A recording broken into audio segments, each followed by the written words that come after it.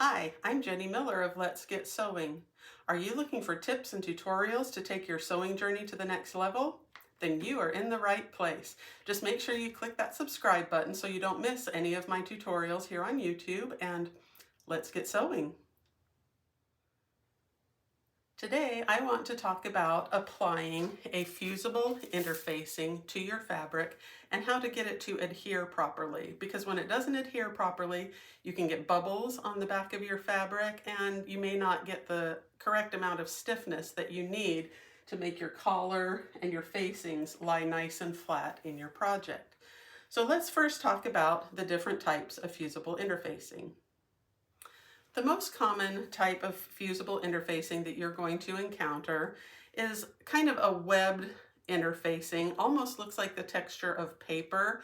The fibers are just kind of meshed or felted together and it tears very easily. You can probably see some of the fibers sticking out as I tear this off. The webbed fusible interfacing comes in different weights, anywhere from a sheer weight to a really stiff, heavy weight used for more craft applications and things like that. So depending on how stiff you need your collar or your cuffs, depending on the weight of fabric that you're using, you might want a lighter fusible interfacing or a stiffer fusible interfacing. The second most common kind of fusible interfacing that you're going to find is a woven fusible interfacing, and this is literally a very sheerly woven fabric with the fusible adhesive on the back, which is really good for most of your woven fabrics. It doesn't necessarily come in different weights. So most of your mid weights, like a quilter's cotton weight, probably would not work on denim. Denim's a little too stiff for this. And you probably wouldn't want to use it on things like rayons unless you were using it maybe in the waistband where you really don't want any give to that fabric. But other than that, for most of your needs, a shirt like this, a collar like this one, a woven interfacing would work really well. The last of the three most common types of fusible interfacing is your knit interfacing. Knit interfacings work with, obviously, knit fabrics. They have stretch in one direction. They don't necessarily stretch in the other direction. So you would want to look at the direction that you need the give to go and make sure that you have cut this out in the correct direction to match with the stretch in your knit fabrics.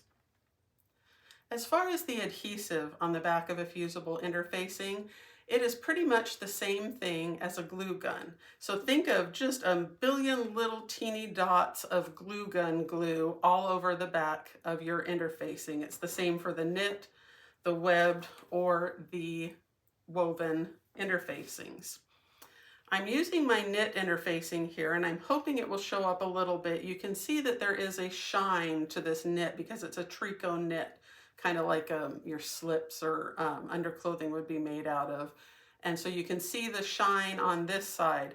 On the back side or the wrong side, it's not so shiny, and it's very important to know the difference when you are adhering the interfacing or you're going to stick the interfacing to the wrong thing completely.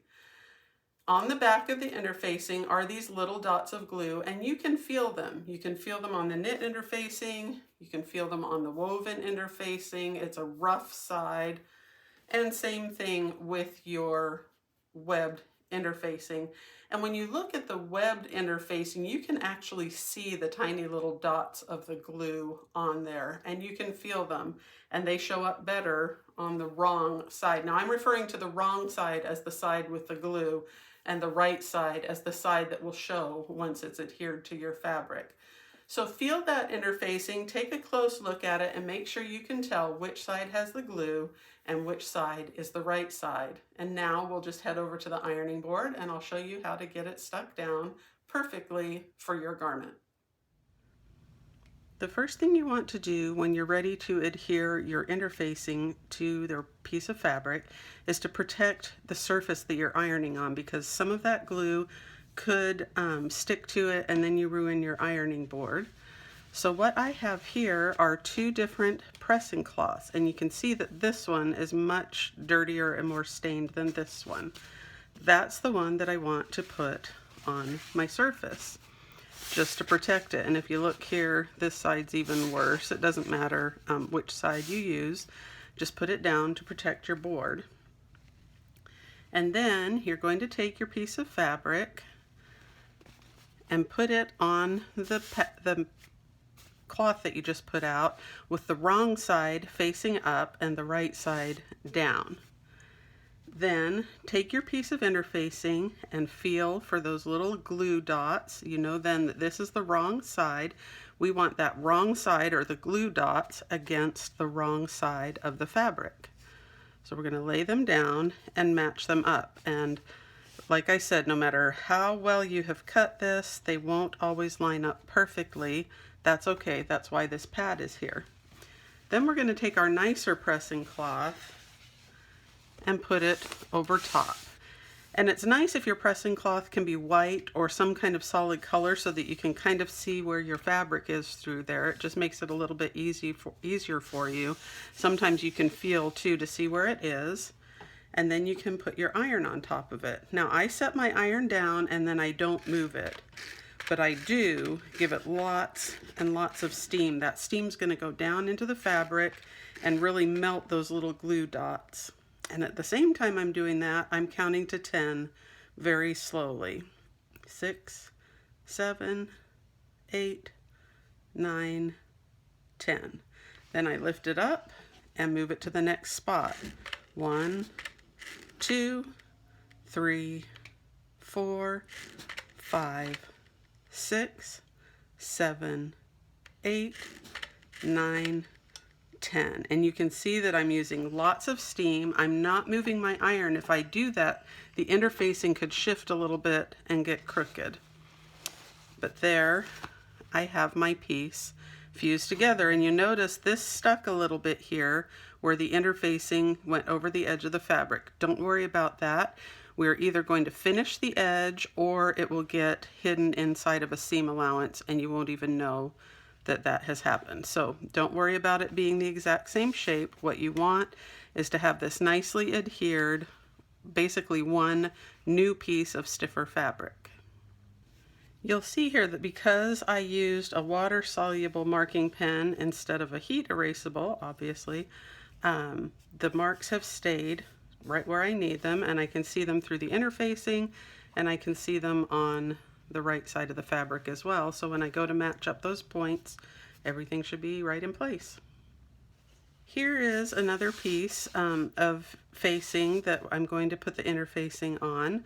Again, you want to make sure that your wrong side of the fabric is facing up and the glue side is facing down against the wrong side of your fabric, and just put that piece on there. Now they shift and scoot around, and that's part of the reason that we're putting some interfacing on here, so we can get a piece that's just exactly the shape we need. So we kind of scoot them into place, make sure that our two pieces are matching up fairly well. They'll never be perfect, but we're going to get it the best that we can there. And then we're going to cover it with the pressing cloth. And again, we'll just start at one end, lots of steam, and we're going to count to 10. 7, 8, 9, 10. That may not have been quite long enough, but we'll see here in a second. 4, 5, 6, 7, 8, 9, 10. And I'm going to go back to this spot and just give it one more shot to make sure that we've got everything adhered well. And as you can see, I am still using lots and lots of steam, holding my iron in one spot to get that to adhere. And again, we have another fused piece of fabric. I hope you found this tips helpful and you've learned something new about the interfacing that you've been using to sew. If you have any questions, you are always welcome to post them in the comments. I'm happy to answer those for you. It may help someone else who's watching the video as well. And click the like button and give it a little bit of love. That will help me out as well. Hope you are having a great day. Happy sewing, and let's get sewing.